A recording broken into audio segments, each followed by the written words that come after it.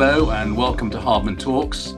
This is the second part of a conversation that Martin Fox has been having with Andy Pardoe and Hugo Pinto. So Martin, I'm going to pass straight over to you and continue from where we left off on part one. But if any viewer hasn't seen part one, I suggest that they probably look first at part one before they actually follow this conversation. Thank you very much. Yes, I'm delighted to welcome back our two resident experts on AI. Andy Pardoe, briefly, is Professor of AI at the University of Warwick. He's chair of the Deep Tech Innovation Centre and co-founder of AI Venture Flows, which is the first AI seed EIS fund in the market.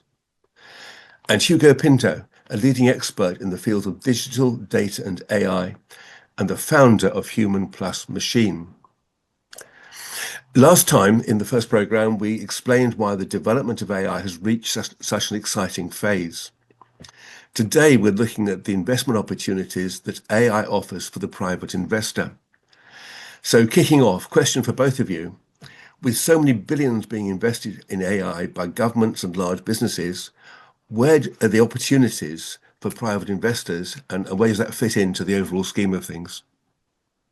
Yeah, thank you, Martin. So I believe there's a huge opportunity for private investors as we're seeing AI startups focus on real world value in applying AI to very specific and worthwhile applications. For example, supporting the creator economy with AI powered creative product innovations and automated supply chain, or applications in connecting people with shared interests or needs that AI recommendations can improve engagement and provide more meaningful, personalized interactions. And Hugo? Yeah, I would probably add a bit of a vision that I have, which is, I believe every sector, every activity, we'll probably have a group of 3 to 5 AI tools for you to choose from, just like you have 3 or 5 messaging apps and mobile phone providers. We will probably be in that state. And that's where the real opportunity exists. I think the comparison with corporates is the nimbleness and the lack of legacy that will allow these smaller businesses to actually go down routes that corporates will find it very difficult. Additionally, there is a possibility to scale this technology much faster than you would if you were inside a global corporation that still needs to, have earnings per share every quarter. Okay, thanks very much. Andy, you've recently launched the AI Seed SEIS Fund in conjunction with Sapphire Capital Partners. Why have you chosen to do this now? I actually get to see so many different AI founders with amazing ideas and industry experience, but they need some seed funding to really help them build their minimum viable product, to demonstrate their idea and their product to potential clients. And so this very early stage first sort of funding is essential for them, and it really allows us to help them shape their direction and product strategy that best aligns with the future of AI adoption and the future of work. It also allows me to help share my own AI innovations into these businesses to further add value to what they're building and developing from an AI innovation perspective. And who have you got on the team working with you on this? Well, so I'm really lucky actually. So Venture Flows, first of all, gets a great pipeline of startups because of my profile and credibility in the industry. But we also work with a number of different universities and incubators. So for example, as you mentioned, I chair the Deep Tech Innovation Centre at the University of Warwick. I've also got great sort of links with UCL's Cognition X. And we work with AI Forge as well as one of the leading AI incubators. I also work very closely with Tech Southwest and also Tech West Midlands, so get to see a lot of the innovation and startups coming through those specific areas. But I'm also involved in a number of angel and investor networks, which also provides some great pipeline.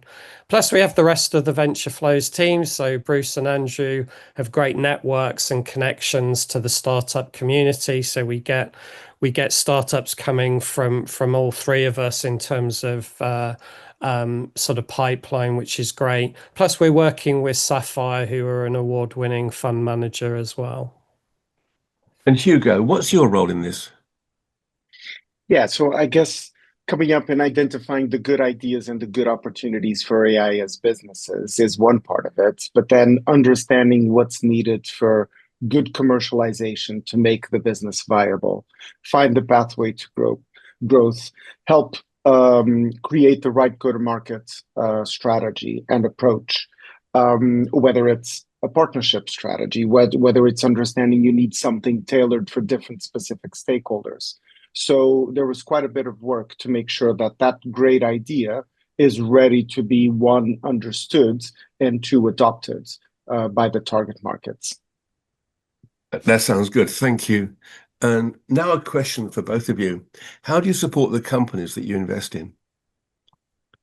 Well, that's a great question. So we actually provide support to the companies in a number of different ways, actually. So we provide an investor director to help oversee the operations of the business and be a general sounding board and coach mentor to the founders. I provide personally sort of technical advice and guidance and help them to sort of seed their ideas and develop their ideas from an AI innovation.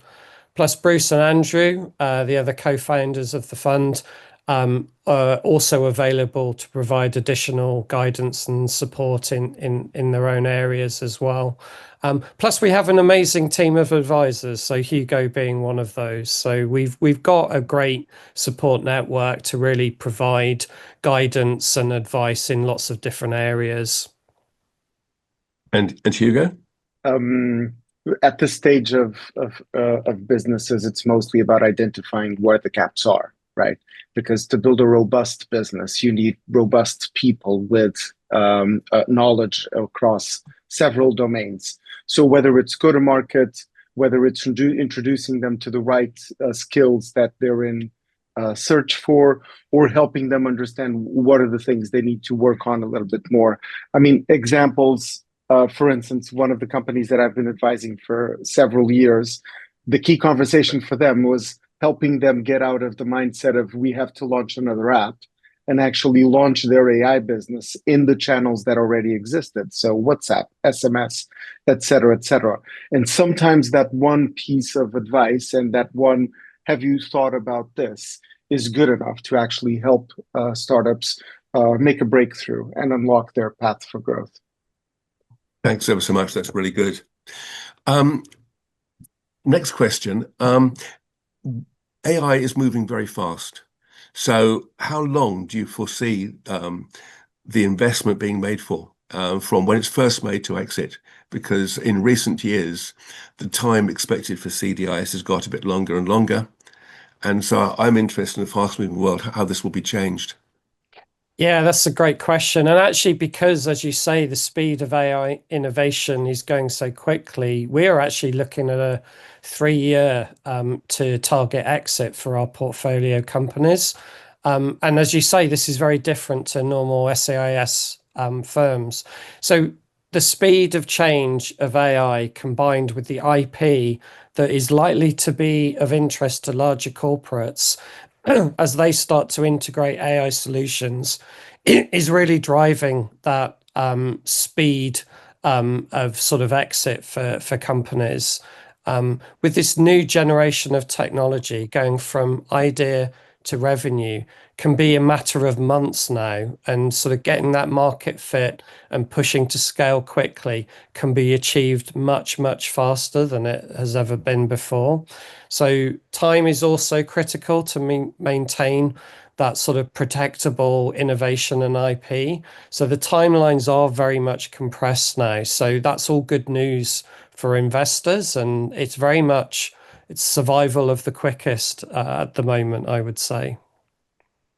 Thanks so much. Gentlemen, our time has run out today. So can I just thank you, Andy and Hugo, for your time. It's been much appreciated. And I'll hand back to you, Richard.